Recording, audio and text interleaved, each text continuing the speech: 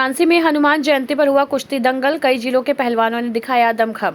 वाराणसी के साकेत नगर में 12 अप्रैल 2025 को हनुमान जयंती के अवसर पर भव्य कुश्ती दंगल का आयोजन किया गया। इसका संयोजक कल्लू पहलवान, पूर्व उत्तर प्रदेश केसरी मुकेश पहलवान, श्यामलाल पहलवान और उत्तर प्रदेश कुश्ती संघ के प्रदेश सचिव सुरेश उपाध्याय ने किया। इस दंगल में वाराणसी सहित अन्य जिलों से आए पुरुष और महिला पहलवानों ने भाग लिया। 2 महिला पहलवानों की कुश्ती विशेष आकर्षण रही। कार्यक्रम का उद्देश्य युवा प्रतिभाओं को मंच देना और कुश्ती को बढ़ावा देना था। दंगल का संचालन राम सेवक मास्टर ने किया। इस अवसर पर मनोहर पहलवान, पूर्व उत्तर प्रदेश केसरी, हरिराम यादव, कल्लू पहलवान और सुरेश उपाध्याय प्रमुख रूप से उपस्थित रहे। Suresh Chandra Upadhyay, general secretary UP wrestling association. आज यहाँ पे दंगल का कार्यक्रम हो रहा है, इसके बारे में कुछ? दंगल देखिए मैट पे हो रहा है, बहुत अच्छी बात है कि बनारस में बहुत अच्छे अच्छे पहलवान रहे, लेकिन मैट की गरिमा को समझ नहीं पाते। उसका उद्देश्य यही है कि बनारस की प्रतिभाएं फिर उभरे, आगे आए। आप दंगल में देखेंगे बड़े बड़े पहलवान आते हैं, लेकिन मैट की कुश्ती पे नहीं आते, जो कि मैट की कुश्ती बहुत जरूरी है आज के लिए। नौकरी मिलेगी, जब सर्टिफिकेट मिलता है, वो सर्टिफिकेट कहाँ मिलेगा? मैट की कुश्ती पे। मिट्टी के अखाड़ों पे अब कुश्तियाँ नहीं हो रही हैं, मैट पे हो रही है। हाँ, आप मैट पे इसलिए हो रहा है कि देखिए ओलंपिक पद्धति जो है, हम लोग उससे जुड़े हुए हैं। नेशनल भी होता है, चाहे स्टेट होता है, वो मैट पे होता है।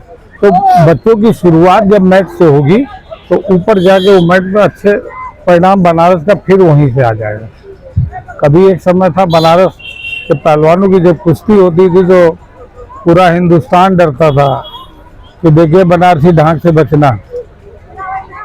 तो आज की अपेक्षा अब अमूमन देखा जा रहा है कि लोग कुश्ती से हट रहे हैं। नहीं, हट नहीं रहे हैं। देखिए बनारस में गया सेठ अखाड़ा है, आज भी प्रतिभाएं बहुत हैं। अब पहले अखाड़ा बहुत था, जितने अखाड़े चलते रहेंगे उतना कंपटीशन बढ़ेगा। जितना बनारस में मनोहर पहलवान ने मेहनत किया, तपस्या किया, आज रिटायर होने के बाद भी वो समय दे रहे हैं, वैसे पुराने पहलवान अगर उतनी मेहनत करें, प्रतिभाओं की कमी नहीं है बनारस में।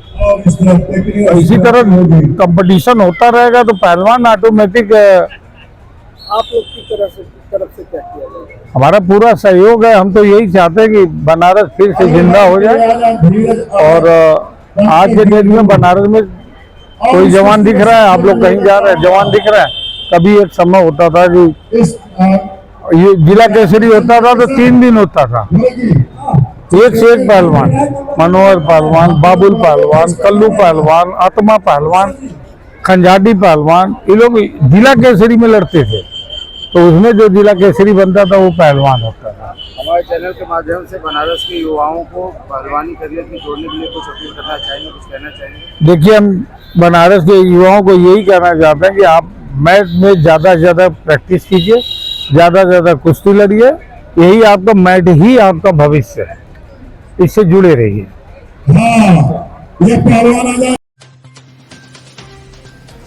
महिला से मारपीट व दुराचार के आरोपी को लंका पुलिस ने किया गिरफ्तार। वाराणसी में 13 अप्रैल 2025 लंका थाना क्षेत्र की पुलिस ने महिला से मारपीट व अनैतिक दुराचार के एक मामले में वंचित आरोपी को गिरफ्तार कर लिया है। पुलिस कमिश्नरेट वाराणसी के निर्देश पर चलाए जा रहे अभियान के तहत थाना लंका की टीम ने 12 अप्रैल को ग्राम गुआस, थाना अलीनगर, चंदौली से आरोपी मनीष कुमार तिवारी उम्र 42 वर्ष को गिरफ्तार किया। 1 अप्रैल को पीड़िता की तहरीर पर आरोपी के खिलाफ गंभीर धाराओं में मुकदमा दर्ज किया गया था, जिसमें दुष्कर्म में तेजाब फेंकने की कोशिश, अश्लील हरकतें, घरेलू हिंसा व धमकी जैसे संगीन धाराएं शामिल हैं। पुलिस पूछताछ में आरोपी ने आरोपों को निराधार बताया और कहा कि वो अपना पक्ष न्यायालय में अधिवक्ता के माध्यम से रखेगा। गिरफ्तारी में लंका थाना प्रभारी शिवाकांत मिश्र के नेतृत्व में इंस्पेक्टर शिवधारी, चौकी प्रभारी शिवाकर समेत अन्य पुलिसकर्मी शामिल रहे। पंजीकृत धाराएं आईपीसी की धारा 376, 326 ए, 354 का, 354 गा, 498 ए, 323, 504, 506 के तहत मामला दर्ज है। वाराणसी कबीरचौरा अस्पताल का शिक्षक एमएलसी ने किया निरीक्षण। वाराणसी के कबीरचौरा अस्पताल में हालिया घटनाओं के बाद शिक्षक एमएलसी लाल बिहारी यादव ने निरीक्षण किया। उनके साथ समाजसेवी हरीश मिश्रा भी मौजूद रहे। उन्होंने मरीजों से मुलाकात की, डॉक्टरों व स्टाफ से बातचीत कर व्यवस्थाओं का जायजा लिया। एमएलसी ने कहा कि अस्पताल की स्थिति में सुधार की जरूरत है और वे इसे उच्च स्तर पर उठाएंगे। उन्होंने भरोसा दिलाया कि मरीजों की सुविधाओं में कोई कमी नहीं आने दी जाएगी। स्थानीय लोग उनकी सक्रियता से संतुष्ट दिखे। इस समय सुना होगा, हम लोगों ने इस समय सुना है, बहुत दिन से राजनीति में है, उम्र जो है इतनी हो गई, 64 वर्ष हो गई जो है। आप बताइए, करणी सेना का नाम कोई सुना था? अब ये करणी सेना एक कहाँ से आ गई प्रायोजित जो है, जिस तरह से प्रदेश में कल प्रदर्शन हुए, बनारस में भी इस तरह से जो हमला हुआ कहा जा रहा है, तो आप इस पूरे मामले को किस तरह देख रहे हैं नेता प्रतिपक्ष होने के मैं नाते? ये मान रहा हूँ कि सरकार द्वारा ये प्रायोजित हमले हैं और प्रायोजित जो है इनके जो है जिस तरह से आगरा में करणी सेना के नाम पर खुलेआम हथियार को लेकर गाड़ियों के ऊपर खड़ा होकर के जिस तरह से लहराया जा रहा है, ये क्या साबित कर रहा है? इस प्रदेश में कानून व्यवस्था नाम की कोई चीज नहीं है। यह प्रदेश तो क्या मांग करते हैं कि लॉ एंड ऑर्डर जो है सरकार का काम है मेंटेन करना, और सरकार स्वयं जो है खुलेआम हथियार लेकर के जो है लहराने वालों का प्रोत्साहन कर रही है। पुलिस ने यहाँ इसको करणी सेना होने से इनकार किया है, कह रही है कि ये ब्राह्मण समाज के ही हैं। साथ ही साथ करणी सेना ने इस बात को डिनाई कर दिया है। तो क्या लग रहा है कि करणी सेना ने जानबूझ के ऐसे लोगों को भेजा जो एक जाति विशेष, अपने ही जाति विशेष के लोग हैं, हमलावर? देखिए, वो कुछ भी कर सकते हैं, कुछ भी जो है वर्तमान रूलिंग पार्टी जो है भारतीय जनता पार्टी कुछ भी कर सकती है।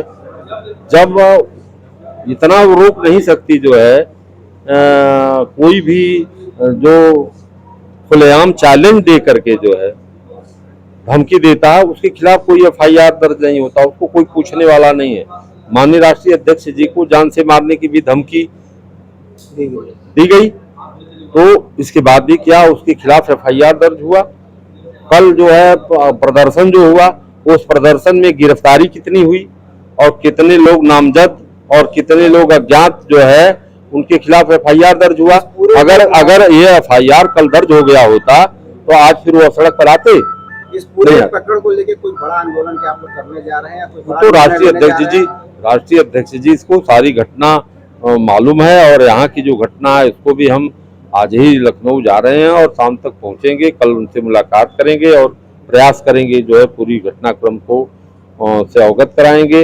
और उन्होंने घटनाक्रम से अवगत होते हुए उन्होंने ट्वीट्स भी किया था जो है, और हम लोग पूरी तरह से राष्ट्रीय अध्यक्ष जी के ऊपर जो है पूरी तरह से राष्ट्रीय अध्यक्ष जी को के पर सहमत हैं, समर्पित हैं कि जो भी वो निर्णय लेंगे हम कार्यकर्ता उनके पक्ष चिन्हों पर चलने का काम करें। बीएचयू के कला संकाय में इंकवेल साहित्य क्लब का पहला समारोह साहित्य कुंभ हुआ। कार्यक्रम की शुरुआत दीप जला के और मालवीय जी को श्रद्धांजलि देकर हुई। मुख्य अतिथि डॉक्टर व्योमेश शुक्ल और प्रोफेसर श्री रूप रॉय चौधरी ने साहित्य और समय की अहमियत पे बोले। व्योमेश ने अपनी कविता भी सुनाई। हिंदी और अंग्रेजी साहित्य प्रतियोगिताएं भी हुई। शुभम, पूजा, अक्षय, स्वाति, ऋतु को पुरस्कार मिला। रंगशाला ग्रुप ने मस्तमौला नाटक प्रस्तुत किया जिसका निर्देशन तौकीर खान ने किया और रवि ने मुख्य भूमिका निभाई। अंत में अनुभव मुखर्जी ने सभी का धन्यवाद किया। मैं डॉक्टर प्रवीण राणा हूँ और कला संकाय में स्टूडेंट वेलबींग इनिशिएटिव और इंक्लेम क्लब का मैं कोऑर्डिनेटर हूँ, और आज के कार्यक्रम का भी। आज किस तरह कार्यक्रम हो रहा है, क्या वजह से हो रहा है, क्या है? आज के कार्यक्रम का नाम साहित्य कुंभ है और यह आयोजन इंकवेल लिटरेरी क्लब है काशी हिंदू विश्वविद्यालय में। उन बच्चों द्वारा आयोजित किया जा रहा है। सवेरे 10 बजे से शाम के 6 बजे तक कार्यक्रम है। इस कार्यक्रम में विशिष्ट अतिथि के रूप में श्री रूप राय चौधरी साहब जो भारत कला भवन के डायरेक्टर, और श्री व्योमेश शुक्ला जी जो नागरिक प्रचारिणी सभा के प्रधानमंत्री हैं, वो आए थे अपने उद्घाटन सत्र में। उसके बाद हम लोगों ने 2 साहित्य के कार्यक्रम कराए, एक हिंदी में और एक अंग्रेजी में। 15 बच्चों ने भाग लिया उसमें, प्रथम, द्वितीय, तृतीय पुरस्कार अर्जित किया।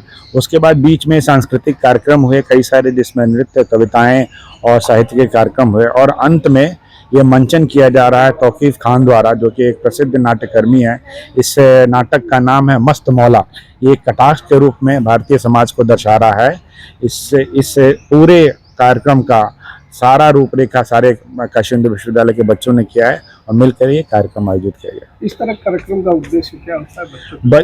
इस तरह के कार्यक्रम का उद्देश्य है कि बच्चे केवल क्लासरूम में बैठकर ही पठन पाठन का काम न करें, उनका ओवरऑल डेवलपमेंट हो और कई क्षेत्रों में उनका विकास हो, कला से लेकर साहित्य तक।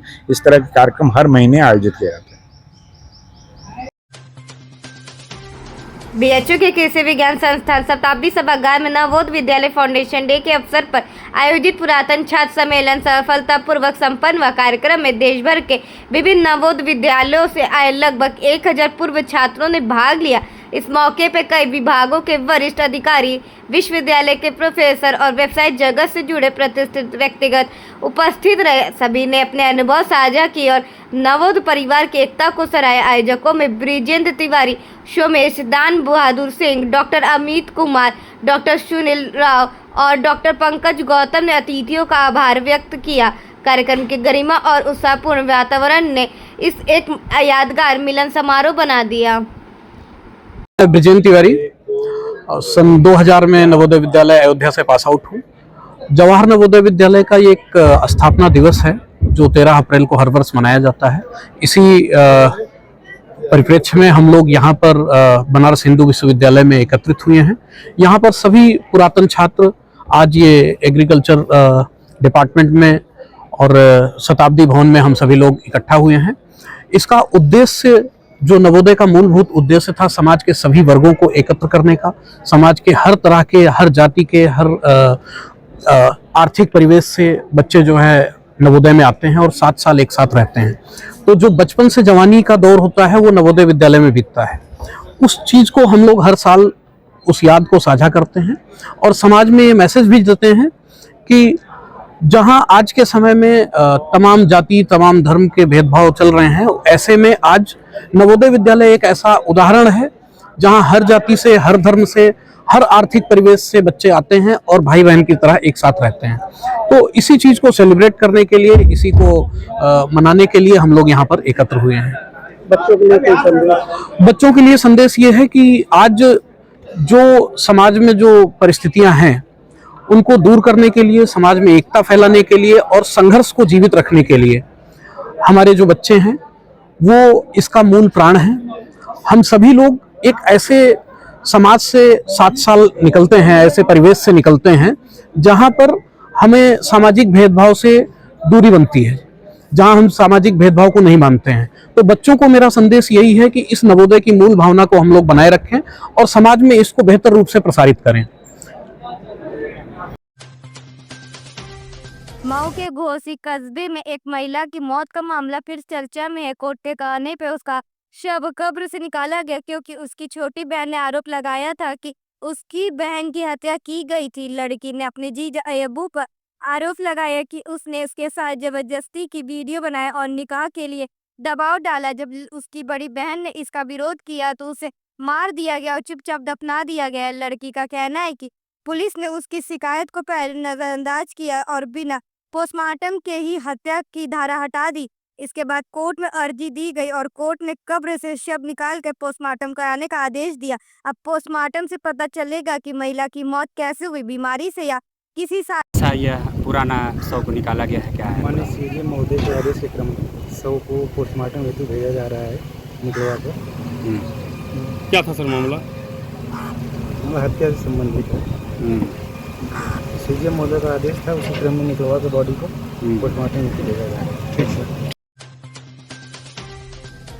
भारत माता के वीर सपूत शहीद उधम सिंह की याद में वाराणसी में 13 अप्रैल को श्रद्धांजलि सभा हुई। जलियांवाला बाग कांड का बदला लेने वाले उधम सिंह को पुलिस गार्ड ऑफ ऑनर देकर नमन किया। चारों धर्मों के लोगों ने वेद, कुरान, बाइबल और गुरुवाणी के पाठ से श्रद्धांजलि दी। सभा में मांग उठाई गई कि पंचमुहानी का नाम शहीद उधम सिंह पंचमुहानी किया जाए और पार्क में उनकी मूर्ति व संग्रहालय बनाए। ट्रस्ट ने बताया कि जल्द ही उनके मित्र बाल मुकुंद सिंह की प्रतिमा भी लगेगी। कार्यक्रम में कई धर्मों के संत और गणमान्य लोग शामिल हुए। मैं विजय नारायण सिंह, शहीद उधम सिंह स्मारक समिति का मैं जो है महासचिव हूँ। आज हम लोग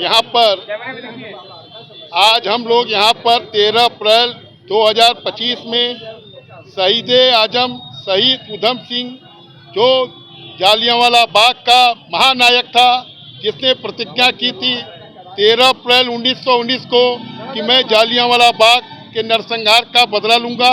आज उसके याद में हम लोग सन 1980 से यहाँ पर मूर्ति लगाकर प्रत्येक वर्ष 13 अप्रैल 1919 के याद में जालियांवाला बाग के शहीदों की याद में हम ये कार्यक्रम करते चले आ रहे हैं। और हमने पिछले वर्ष 13 अप्रैल 2024 को भी ये कार्यक्रम किया। और हम लोग इस बार हम लोगों को ऐसा संभव नहीं है कि हम मूर्ति रख के कार्यक्रम को कर सकें, तो हम लोगों ने सन 1972 में जब हमारे संस्थापक जो शहीद उधम सिंह स्मारक समिति के थे स्वर्गीय बाल मुकुंद सिंह, उन्होंने चित्र रखकर सन 1972 में इसी स्थान पर 1972 से 8 साल तक हम लोगों ने उधम सिंह की फोटो रखकर हमने इस कार्यक्रम को किया। आज हम लोग को फिर वो दिन 1972 वाला आया कि हम लोग फोटो रखकर आज अपने शहीद उधम सिंह के याद में इतना बड़ा कार्यक्रम कर रहे हैं। ये कार्यक्रम पूरे दुनिया में, पूरे संसार में, पूरे ब्रह्मांड में और धरती के किसी भी कोने में नहीं होता, जहाँ की हमारे पुलिस के जवान आकर हमारे इस कार्यक्रम में, हमारे इस शहादत दिवस पर आकर ये कार्यक्रम में वो 32 फायर की सलामी 13 अप्रैल 1980 से लगातार होता रहा। अब कार्यक्रम 2 हो गया।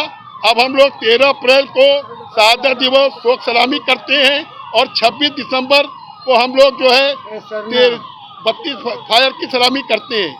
शहीदों की याद में दुनिया में इतना बड़ा कार्यक्रम कहीं नहीं होता, क्योंकि शहीद को श्रद्धांजलि देने के लिए आज हम लोग जो कार्यक्रम करते हैं, ये शहीदों की याद में हमारे पुलिस के जवान, इस पुलिस के जवान के लोगों की मैं तारीफ करता हूँ कि आज वो शहीदों के लिए हमारे इस कार्यक्रम में इतना बड़ा योगदान कर रहे हैं। हमारे इस कार्यक्रम में इतना बड़ा कार्यक्रम में पूरे दुनिया में नहीं होता। हमारे पुलिस के जवान, पीएससी के जवान आकर पूरे प्रोटोकॉल से हमारे शहीद को नमन करते हैं। ये दुनिया में किसी भी शहीद को नहीं दी जाती है। आज उधम सिंह अगर जिंदा होते तो शायद उनकी ये कद्र नहीं होती, लेकिन आज शहीद होने पर उनकी इतनी बड़ी कद्र हुई। जीआरपी और आरपीएफ की टीम ने चेकिंग के दौरान 2 चोरों को रंगे हाथ पकड़ा। दोनों प्लेटफॉर्म नंबर 7 और 8 पे भागते नजर आए, जिन्हें पकड़कर जब तलाशी ली गई तो उनके बैग से एक लैपटॉप और 14 मोबाइल फोन बरामद हुए। पूछताछ में पता चला कि सभी सामान चोरी का है। ये दोनों आरोपी बिहार के रहने वाले और ट्रेन से भागने की फिराक में थे। बरामद सामान की कीमत 4 लाख रुपए बताई जा रही है। जीआरपी प्रभारी हेमंत सिंह ने बताया कि आरोपी अपने शौक पूरे करने के लिए ये रात्रि में जीआरपी द्वारा चेकिंग की जा रही थी और प्लेटफॉर्म नंबर 6-7 काशी छोर नाम पट्टिका के पास बेंच में 2 लड़के बैठे थे, अभिषेक कुमार और निशांत कुमार। पुलिस को देख के भागने का प्रयास किए। पुलिस ने इनको जब पकड़ा और पूछताछ किया तो इनके पास से काले रंग के पिट्ठू बैग में 14 मोबाइल और एक लैपटॉप बरामद हुआ। ये कहाँ रहने वाले और कहाँ जा रहे थे? ये पटना के रहने वाले हैं, लखीसराय के, और इनको बिहार जाना था और यहाँ से ये मोबाइल चोरी करके लेके जा रहे थे। कितने माल लगभग बरामद हुआ है? इसकी अनुमानित कीमत लगभग 4 लाख रुपए है। ये चोरी करने की वजह क्या है? शौक?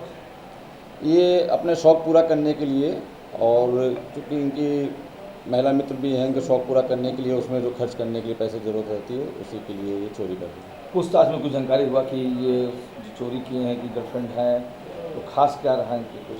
बस वो अपना शौक पूरा करने के लिए ये पैसे की चोरी के माध्यम से शॉर्टकट में ये पैसा कमाना चाहते हैं, इसलिए चोरी करते हैं। पकड़ी हुई टीम कौन को साथ लेते हैं? इसमें जीआरपी और आरपीएफ दोनों हैं। काशी हिंदू विश्वविद्यालय के संत भवन में होम्योपैथिक चिकित्सा के जनक डॉक्टर सैमुअल हैनीमैन की 270वीं जयंती धूमधाम से मनाई गई। आयोजन वाराणसी होम्योपैथिक डीलर्स एसोसिएशन और चंदौली एसोसिएशन के संयुक्त प्रयास से हुआ। समारोह में पूर्वांचल लखनऊ के डीलर्स व चिकित्सा शामिल हुए। कार्यक्रम के अध्यक्षता BSTU के प्रोफेसर ओम शंकर की और उद्घाटन डॉक्टर RK भाटिया ने की। मुख्य अतिथि के रूप में उत्तर प्रदेश के आयुष मंत्री डॉक्टर दयाशंकर मिश्र, शामिल हुए। उन्होंने बीएचयू में होम्योपैथिक ओपीडी शुरू करवाने का भरोसा दिलाया। कार्यक्रम में कई नामचीन डॉक्टर और होम्योपैथिक डीलर्स मौजूद रहे। की विधा से जुड़े हुए लोगों ने आज इस कार्यक्रम का आयोजन किया था, जिसमें बहुत तमाम सारे डॉक्टर्स, बहुत सारे विशेषज्ञ होम्योपैथ की विधा के देश के महारथी डॉक्टर यहाँ जुटे हुए थे। अलग अलग विधाओं के लोग भी थे। तो एक बड़ा ही सफल कार्यक्रम का आयोजन यहाँ हुआ। सर हैनीमैन के किए गए कार्यों को याद किया गया कि 270वीं जयंती थी। 270 साल पहले जिस विधा का जन्म जर्मनी में हुआ, वो एक जर्मनी में एलोपैथ के डॉक्टर थे और उन्होंने अपनी इलाज की एक नई विधा डेवलप की। आज वो सारे संसार में और विशेषकर भारत में जिस तरह से लोकप्रिय है, जिस तरीके से हम बधाई देना चाहते हैं देश के यशस्वी प्रधानमंत्री जी को कि उन्होंने आयुष मंत्रालय का गठन 2014 में 9 नवंबर 2014 को किया। आज आयुष की एक विधा होम्योपैथ भी है, आयुर्वेद भी है, सिद्ध भी है, सुवारिकपा भी है, योग भी है, प्राकृतिक चिकित्सा भी है। तो कुल मिला के ये सारी विधाएं अब एक मंत्रालय के तहत उत्तर प्रदेश ही नहीं देश में लागू है और धीरे धीरे समाज में जिस तरीके से लोगों का भरोसा बढ़ा है। सर्वाधिक सस्ती दवाएं होम्योपैथ की होती हैं और सर्वाधिक संख्या में डॉक्टर, जहाँ पर कोई डॉक्टर नहीं मिलता वह आपके मोहल्ले में भी कोई न कोई होम्योपैथ का, इसलिए कि ये विधा बहुत लोगों के अंदर लोकप्रिय है। आने वाले दिनों में शोध को बढ़ावा देते हुए इस विधा को भी और मजबूत करना है। चौराहे का भी हैनीमैन के द्वारा मांग किया। हाँ, चौराहे की तो वो जिला प्रशासन उसको रिकमेंड करता है, तो मैं अपनी तरफ से उसको भेज दूंगा। उसका पत्र भी मिला है, मैं आज तो उसको लेके ओपीडी की मांग की गई है। अब वो भी काशी हिंदू विश्वविद्यालय डायरेक्टर और इन लोगों से कह के करना है इसको कि आईएमएस में चूँकि नहीं, सेंटर एक नया मेडिकल कॉलेज बनारस को मिला है इस बजट में, तो वो पिंडरा में बन रहा है। तो वही मांग हुई कि थोड़ा शहर से दूर है, लेकिन फिर भी चूँकि बड़ी ज़मीनों की आवश्यकता बड़े महाविद्यालय के लिए होती है, तो फिर वो बहुत दूर नहीं है। आज आने वाले दिनों में शहर का नहीं, वो सिर्फ राजकीय आयुर्वेद चिकित्सालय वो बन रहा है, मेडिकल कॉलेज होम्योपैथ का। चूँकि बनारस में पहले से राजकीय आयुर्वेदिक मेडिकल कॉलेज था, तो बनारस में नया राजकीय मेडिकल कॉलेज होम्योपैथ का बन रहा है। वाराणसी के बनारस क्लब में भारत विकास परिषद सत्यम शाखा का 29वां दायित्व ग्रहण समारोह बड़े ही गरिमा माहौल में संपन्न हुआ। इस मौके पर सचिन अग्रवाल ने अध्यक्ष पद का कार्यभार संभाला। समारोह में मुख्य अतिथि डॉक्टर दीपक मधोक और विशिष्ट अतिथि संतोष कुमार अग्रवाल ने नव नियुक्त पदाधिकारियों को शुभकामनाएं दी। नए पदाधिकारियों ने सेवा और समर्पण की भावनाओं के साथ और गोपनीयता की शपथ ली। कार्यक्रम में परिषद से जुड़े कई सम्मानित सदस्य उपस्थित रहे, जिनकी मौजूदगी ने आयोजन को और भी खास बना दिया। मंच पर अनुशासन, संगठन और संस्कार की झलक साफ नजर आई। सत्यम शाखा का 29वां अध्यक्ष का आज पदभार संभाल रहा हूं, जिसके लिए मैं यहां उपस्थित सभी जनों का आभार व्यक्त करता हूं तथा आज के कार्यक्रम का हमारी टीम और संयोजकों ने मिलकर एक बहुत ही सुंदर और अच्छा नाम दिया है, लक्ष्य। लक्ष्य का अर्थ हमने यह दिया है कि हमें कुछ कर दिखाना है। कर दिखाना सिर्फ सत्यम के लिए नहीं है, हमें अपने शाखा के साथ साथ अपने पूरे परिषद, काशी वासियों के लिए और पूरे देश के लिए समाज हित में अनेकों कार्य का एक लक्ष्य लिया गया है। उसी के आधार पर हमने अपनी शाखा का नाम, आज के कार्यक्रम का नाम लक्ष्य दिया है।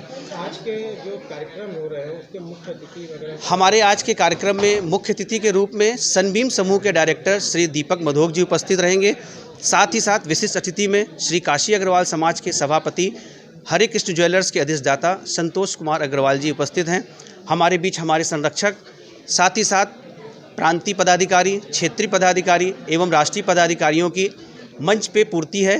हमें उनका पूर्ण आशीर्वाद के स्वरूप में पूरे वर्ष पर्यंत लक्ष्य कार्यक्रम को लक्ष्य सिद्ध करने का प्राप्त हुआ। हमारी कार्यकारिणी की टीम में 8 सदस्यीय बैठक है। 8 में से 4 हमें प्रमुख पद मिले हैं, अध्यक्ष, सचिव, कोषाध्यक्ष एवं महिला संयोजिका। साथ ही साथ प्रांत के निर्देशानुसार 4 सहयोगी सेवा, समर्पण, पर्यावरण एवं संस्कार की टीम के साथ मिला के हम कुल 8 की कार्यकारिणी बनी है। भारत विकास परिषद सत्यम किस तरह से कार्य करता है? भारत विकास परिषद लगातार 29 वर्षों से हमारी शाखा सिर्फ और सिर्फ सेवा कार्य ही उद्देश्य को मान के किया करती है। हमारे शाखा लक्ष्य को मानते हुए सेवा कार्य के साथ साथ पब्लिक रिलेशन वर्क, साथ साथ कहीं भी गर्मी में प्याऊ की व्यवस्था हो या जाड़े में अलाव की व्यवस्था हो, इस प्रकार की कार्य करती है जो कि डायरेक्ट किसी न किसी लाभान्वित को लाभान्वित पहुंचाए।